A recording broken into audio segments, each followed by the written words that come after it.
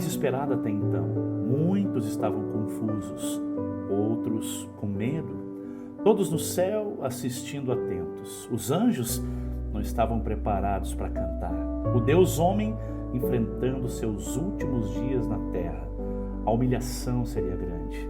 Muitos pensaram ser a derrota final e o fim de um projeto.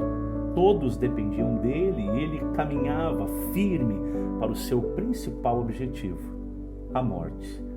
Ele morreria a nossa morte para que vivêssemos a sua vida.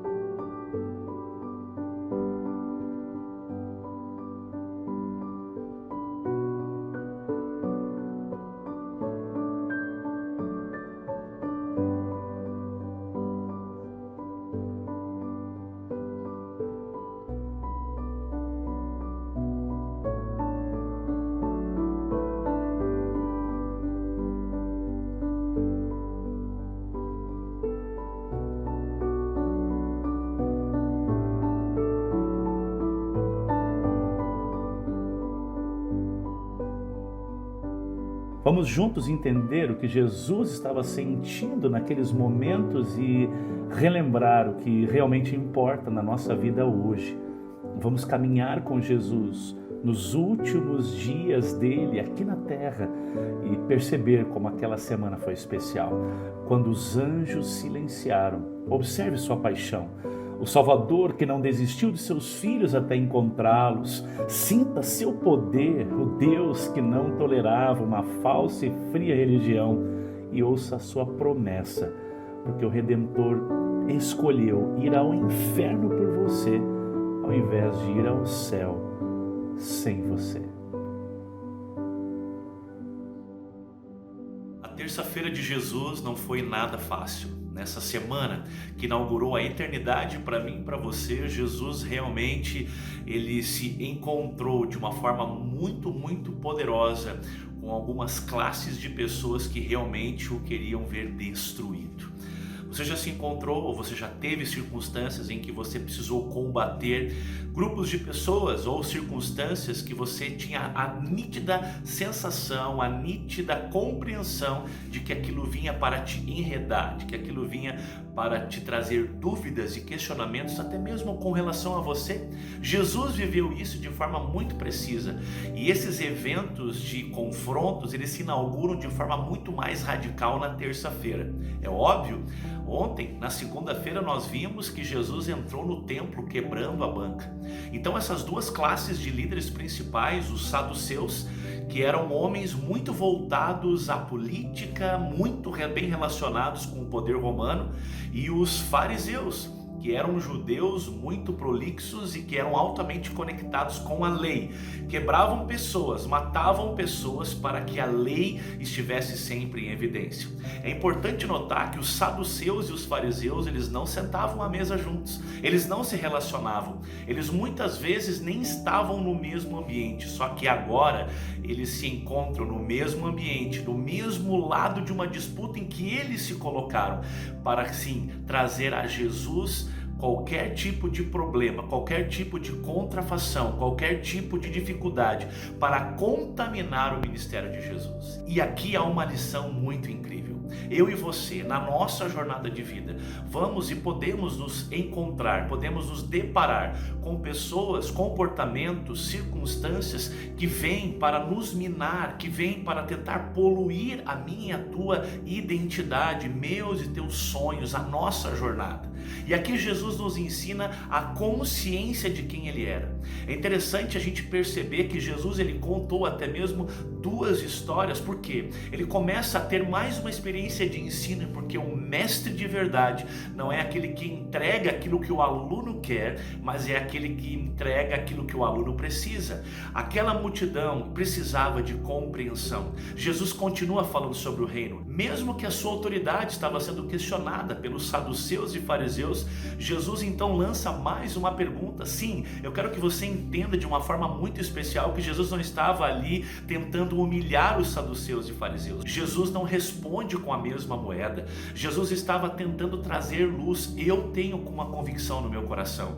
Eu imagino que muitos homens, muitos daqueles saduceus e fariseus, alguns que Jesus até mesmo encontrou com pedras nas mãos, nós encontraremos na eternidade, porque quando Jesus fazia perguntas, quando Jesus os respondia, ao mesmo tempo que os colocava no lugar deles, Jesus também estava trazendo luz para que eles parassem para pensar. Eu tenho essa plena convicção de que muitos daqueles que estavam contra Jesus estarão na eternidade porque se renderam a esse Deus obstinado em salvar e amar pessoas. Porque Jesus se apresentou sempre assim, um caminho a esse Deus, um caminho ao Pai. Jesus ele reforça a sua autoridade não com conhecimento somente, mas ele reforça a sua autoridade com o amor. E nesse reforço de amor, Jesus conta duas parábolas, a parábola dos dois filhos, a parábola dos lavradores, aonde em ambas as parábolas há um ímpeto de mais e mais procura, mais e mais entregas. As pessoas estavam sendo mortas, os filhos estavam sendo mortos, os mensageiros estavam sendo mortos, mas os seus donos, aqueles que eram os senhores, estavam cada vez mais enviando os seus serviçais. Por quê? Porque com essas parábolas Jesus estava enfatizando o caráter de amor de Deus, deste Pai obstinado que realmente faz de tudo para alcançar o coração, doando de si, dando de si. Jesus é a prova viva de um Deus que vem viver a minha e a tua história. Ele não está no alto do seu trono, no alto do seu castelo, simplesmente observando a minha e a tua vida acontecer, simplesmente observando você e eu vivermos nossas crises, nossas lutas, nossos lutos, nossas dificuldades. Não, Jesus veio e sentiu na pele. Tanto é que ele apresenta essa circunstância de fazer um apelo: ei, vocês estão negando o que Jesus estava tentando expressar nessa sua terça-feira e ensinando as pessoas que estavam ali, até mesmo aqueles que estavam contra ele. Ele estava manifestando o carinho do seu coração em dizer: ei, vocês estão renegando o próprio Deus, esse obstinado pai que busca os seus filhos e que quer sim viver a vida com vocês. E aqui Jesus então faz até uma declaração: ei, a pedra que está sendo rejeitada, a pedra angular, a pedra que está sendo rejeitada. E aqui Jesus ele reforça ser essa pedra. Por quê? Porque a linguagem da religião, a linguagem da punição da religião daqueles dias era o apedrejamento. Muitos daqueles líderes tinham familiaridade com essa expressão, com essa circunstância de ter pedras nas mãos para julgar e condenar.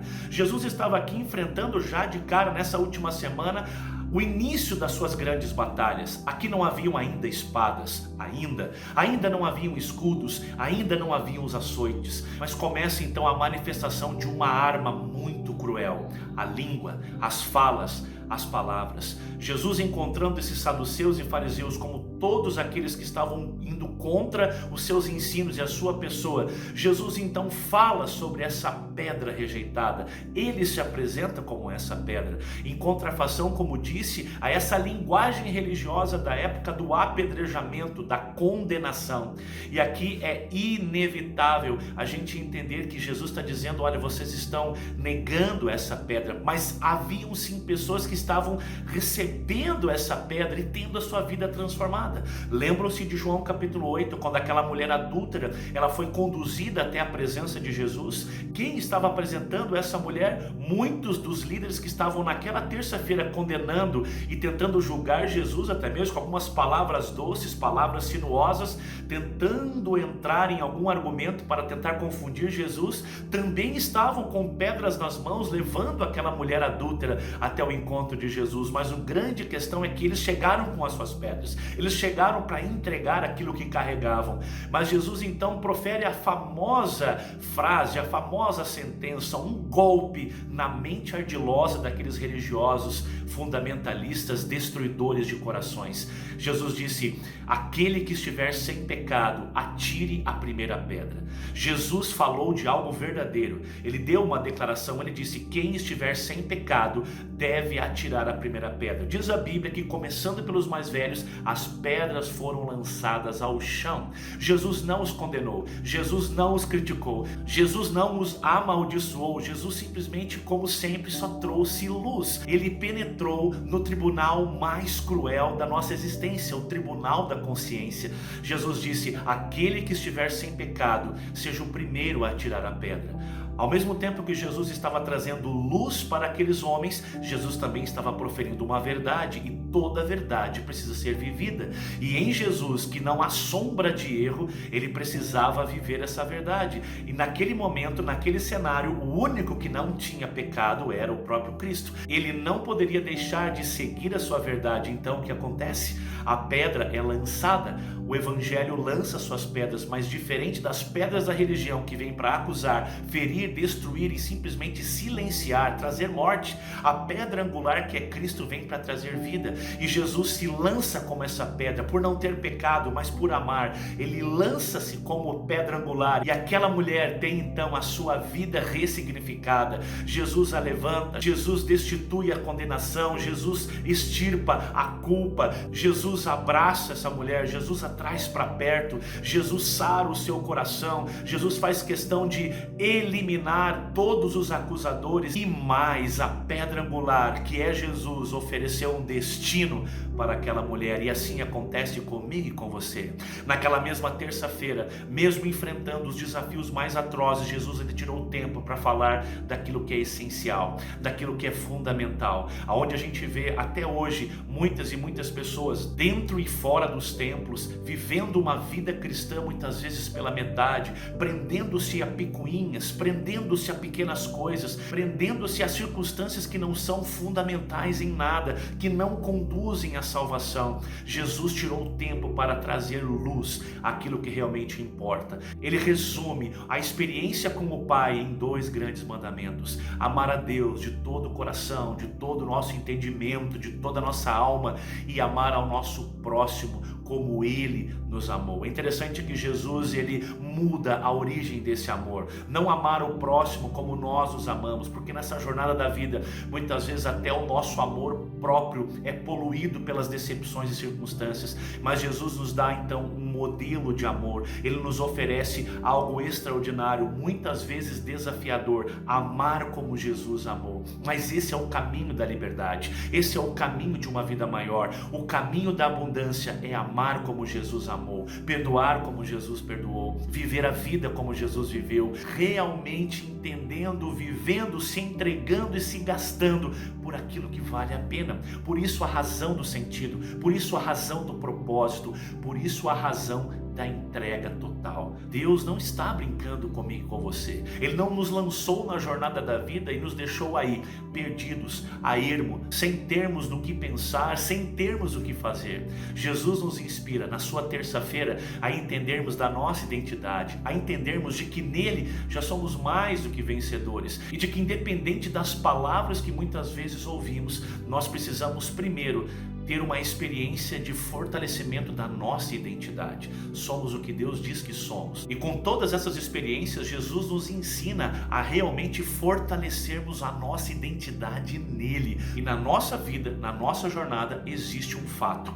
os caminhos muitas vezes podem se apresentar sinuosos demais. E é exatamente no ponto do conhecimento da nossa identidade em Jesus é que nós aprendemos a viver e a ultrapassar os desafios mais atrozes do nosso coração. A terça-feira de Jesus nos inspira a isso. A terça-feira de Jesus nos faz olhar para Ele e não termos a experiência daqueles homens e mulheres que estavam realmente destruídos pelo seu orgulho próprio e não conseguindo enxergar a pedra angular, a pedra que é Jesus. Aquele que recebe essa pedra jamais é ferido. Aquele que recebe essa pedra jamais é destruído. Aquele que recebe a pedra angular que é Jesus é reconstruído, é ressignificado, é reconduzido à jornada jornada da salvação. Portanto, hoje eu quero convidar você e inspirar você a olhar para essa pedra, abrir os teus braços e dizer: Senhor, ajude-me a viver a minha jornada como a tua. Ajude-me, Senhor, a ter a minha identidade tão fortalecida em Ti, para que eu não seja consumido pelas circunstâncias externas. Me ajude, Deus, a fortalecer o meu coração e continuar vivendo o Teu sonho para a minha vida. A terça-feira de Jesus inaugura, assim, um cenário de muitos confrontos. Até a sexta-feira, onde Jesus é levantado à cruz, muita coisa ainda vai acontecer. Muitas lições a gente ainda vai aprender. Mas hoje, que essa pedra, a pedra angular, Cristo Jesus, jamais seja rejeitada aí no teu coração. E eu quero inspirar você a pensar num último detalhe. Essa rejeição não é simplesmente sobre negarmos por completo Jesus da nossa vida, sobre não querermos nada com Jesus, mas nós também rejeitamos essa pedra angular quando nós vivemos pela metade, quando a nossa vida com Ele é parcial, ou é quando simplesmente responde às nossas conveniências. Viver com Jesus, ter essa pedra que é Cristo na nossa vida, é tê-lo como fundamento da nossa jornada, é como tê-lo centro do nosso coração, de onde procedem rios de água viva. Eu e você não somos fonte, somos rios. Jesus é a fonte, fonte de vida e liberdade a todos aqueles que nele creem. Eu quero orar com você. Deus, muito obrigado, porque as lições da terça-feira ainda ecoam na nossa vida. Compreender mais da jornada de Jesus nos inspira a calibrarmos a nossa jornada. Pai, fortalece a nossa identidade, nos dê luz, nos dê entendimento de quem somos em Ti, para que possamos viver uma jornada onde o amor de Jesus seja pregado a toda criatura através da nossa vida, através das nossas palavras, através das nossas atitudes. Obrigado porque Jesus não desistiu. Louvamos o nome dEle, nós engrandecemos o nome dEle e nós oramos no nome dEle também. Amém. Amém e graças a Deus. E vamos continuar firmes quando os anjos silenciaram. Ainda tem muita coisa para a gente se conectar com esse Cristo extraordinário. O final de semana vai ser muito incrível, mas eu continuo te inspirando todos os dias, até domingo, dia 4, no domingo de Páscoa, sempre às 20 horas, quando os anjos silenciaram. Você foi abençoado? Você foi tocado por algo? Então compartilhe, espalhe a notícia nas suas redes sociais, faça com que mais pessoas possam ter contato também com essa mensagem que é sobre Jesus e nada mais. Um forte abraço e fique na paz.